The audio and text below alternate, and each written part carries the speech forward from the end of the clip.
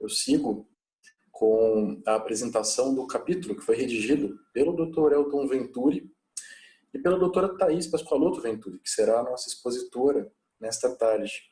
O capítulo escrito por ambos se chama A Tutela Coletiva e a Responsabilidade Civil pelas Afetações da Pandemia da Covid-19 no Brasil. Ação popular, ação civil pública, ação de improbidade administrativa e ação coletiva. A doutora Thais é Visiting Scholar na Fordham Law School em New York, doutora e mestre em Direito pela Universidade Federal do Paraná, professora da Universidade Tuiuti do Paraná. É mediadora extrajudicial titulada pela Universidade da Califórnia em Berkeley e mediadora judicial certificada pelo Conselho Nacional de Justiça e advogada. Então, sem delongas, eu passo a palavra à Roberta para que encaminhe o questionamento à professora Thais. Olá, professora Thais, tudo bem? Prazer enorme estar aqui discutindo o tema de tutela coletiva, que também é um tema muito rico para mim, em especial uma matéria que eu leciono, e vi você um pouco a respeito da tutela inibitória material, como ela deve implementar esses mecanismos eficazes, né, objetivando a prevenção contra a violação dos direitos subjetivos em termos de pandemia, em tempos de pandemia. Bom, olá, boa tarde a todos. Primeiramente, eu gostaria de agradecer, né, o convite do amigo querido, professor Nelson, agradecer ao professor Carlos, agradecer a você, Roberta, também não nos conhecemos ainda pessoalmente, né? E parabenizá-los por essa iniciativa da obra, parabenizar também os meus colegas, né, que escreveram, realmente é uma obra extraordinária, tive a oportunidade, não li todos ainda, mas aqueles que eu já tive acesso, são artigos, assim, preciosos, né, é uma obra aí que é um marco. E antes de entrar especificamente na resposta ali no tema, eu só queria fazer mais uma observação que não tem como eu não fazer. Eu hoje pude acompanhar os colegas, aliás, devo dizer que eu só aprendi, né, muitas aulas aqui de muitos civilistas, e eu estou muito feliz, muito alegre, porque em vários painéis eu escutei a respeito da questão da prevenção. E aqueles que são mais próximos, né, sabem que a minha tese de doutoramento foi sobre responsabilidade civil preventiva, e isso lá em 2012, e na época falar disso lá em 2002 era quase algo subversivo.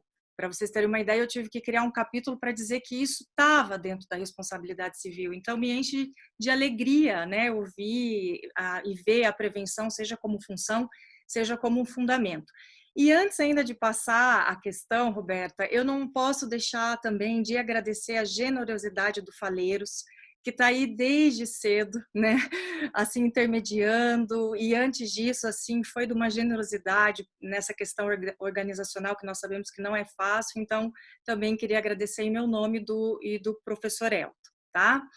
Em relação ao tema, especificamente, na elaboração das nossas pesquisas, nós percebemos que na maior parte dessas ações coletivas, e ali no artigo, quem já teve acesso viu que nós fizemos uma triagem aí de quais já foram ajuizadas, o que vem acontecendo, não só aqui no Brasil, como fora do Brasil também, mas algo muito interessante que a gente tem que pensar é que, né, em quase todas essas ações coletivas que foram ajuizadas, nós percebemos que tem muitos pleitos inibitórios, tá?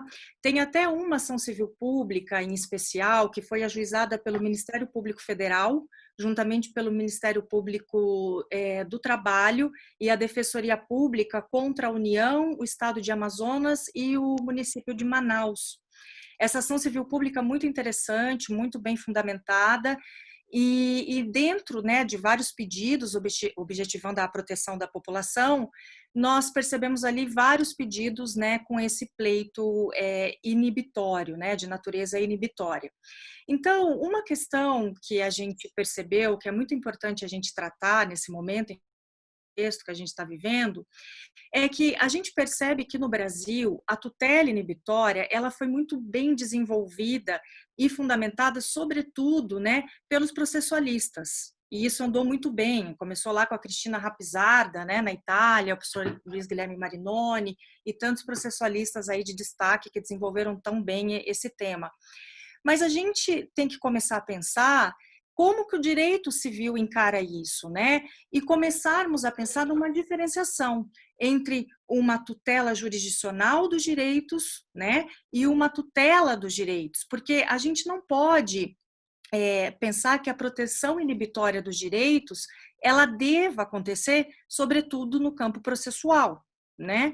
E por que eu estou falando isso? Nada contra os processualistas, eu garanto, mas eu digo isso porque, vejam, nesse momento de pandemia que a gente está vivendo, muitas vezes esses pleitos inibitórios, igual essa ação civil pública, ela está, assim, nossa, tecnicamente, assim, é lapidar, né? Eu tive a oportunidade de ler, o professor Elton Venturi também, mas nesse momento que nós sabemos do problema, né, que a gente encara aí nessa crise da questão da efetividade, da questão também da celeridade, a gente também tem que pensar, nós civilistas, numa ideia de uma tutela que nós chamamos, que eu chamo de uma tutela inibitória material. Tá? Então, a ideia de uma tutela inibitória material, ela trabalha especificamente com com a ideia de proteção, de prevenção dos direitos, né? Ela é eminentemente voltada à prevenção dos direitos. Então, o direito material ele tem que estar comprometido, né, nesse sentido, e não deixar só a gente, né, espere que essa proteção nasça somente na medida lá que tenhamos uma ação judicial. E nesse sentido, e isso não é fácil, é um tema muito difícil, a gente pode passar a pensar em vários mecanismos que nós chamamos de mecanismos inibitórios materiais, tá? E um desses mecanismos, eu sei que o tempo é curto, mas eu só queria destacar rapidamente, que vem sendo bastante assim estudado, é a questão das despesas preventivas, né? Então, qual seria a ideia? Olha, para prevenir um dano, né, para prevenir eventualmente uma lesão, eu tenho despesas e depois se discute se essas despesas seriam ou não um dano ressarcível, como é que seria feito isso, né? Então, vamos imaginar, por exemplo, um grupo de médicos, né, que na falta do equipamento de proteção individual, lá do EPI, eles tenham que adquirir, e eles acabam adquirindo esse material por conta própria e pagando por esse material.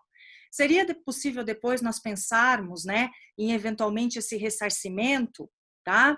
Esse tema não é um tema novo, tá? Então, vocês vejam, existe já desde a desde 2004, por exemplo, uma diretriz da União Europeia prevendo essa questão das despesas preventivas. Da mesma época, responsabilidade civil europeu, que também prevê, inclusive existe uma discussão muito interessante de qual seria a natureza jurídica dessas despesas preventivas, e uma das discussões, inclusive o Grupo Europeu de Responsabilidade Civil, ele diz expressamente, fala a respeito que a despesa preventiva seria uma forma de dano indenizável. Claro, não é o momento aqui, não nos cabe discutir, né, isso nesse momento, mas o que eu queria deixar claro e destacar é essa necessidade do direito material, né, e da gente diferenciar uma tutela jurisdicional de uma tutela dos direitos que agora, nesse momento, nos é tão cara.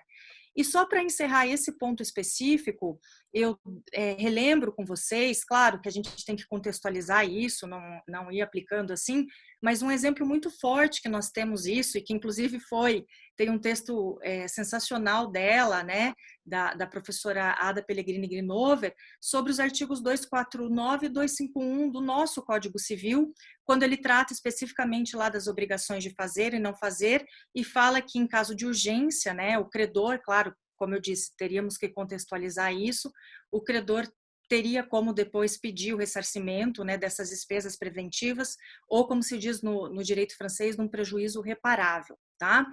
Então, a questão do nosso artigo passou sobretudo por essa questão dessa análise, tá? Do desenvolvimento, né? A gente colocou ali todas essas pretensões inibitórias, passou obviamente pela afetação, né, dos direitos coletivos, difusos, coletivos em sentido estrito, coletivos e individuais homogêneos. Nós tentamos fazer uma análise passando pela ação popular, pela ação de improbidade administrativa e finalizamos com a ação civil pública, né?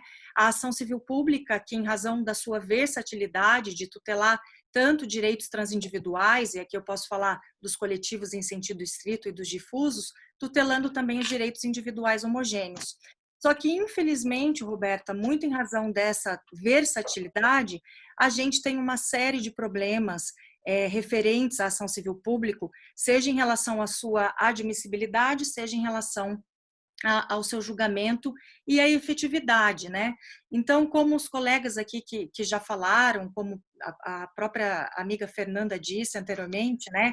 A saúde é responsabilidade de todos, né? E será que isso passa por todos nós, e essa efetividade, eu encerro falando tanto da questão processual, e isso já vem sendo feito, e muito bem feito, mas também por meio do direito material, quais são as medidas que nós podemos pensar para implementar, né, aí essa proteção dos direitos em frente a essa pandemia, a esse período surreal das coisas que nós estamos vivenciando. Muito bem, professora, muito obrigada pela fala. A questão da despesa preventiva e ser um dano indenizável ou não, essa discussão do direito francês é extremamente interessante. Eu assisti a uma palestra sobre isso num evento também, a abordagem do autor muito boa, e quando a gente traz isso para a tutela coletiva, a gente, sem dúvida nenhuma, não só em tempos de pandemia, né, quando se fala de saúde, mas em todos os aspectos, ele seria de fato muito importante, porque todo direito difuso, gosto muito de enfatizar isso, está sempre fundamentado na prevenção, né? Dia da Criança, consumidor, saúde, enfim, a gente fundamenta sempre na prevenção. Professora, muito obrigada pela fala, muito obrigada pelo texto, realmente muito importante, num momento muito importante. Eu vou devolver a palavra, então, ao Faleiros, para a gente chamar o nosso próximo convidado. Obrigado, Roberta. Muito obrigado à professora Thais pela brilhante exposição, muito rica. Agradeço também pelas palavras gentis, pela bondade de nos ter propiciado esse momento de aprendizado. Muito obrigado, professora. E estenda também os nossos cumprimentos ao Dr. Elton.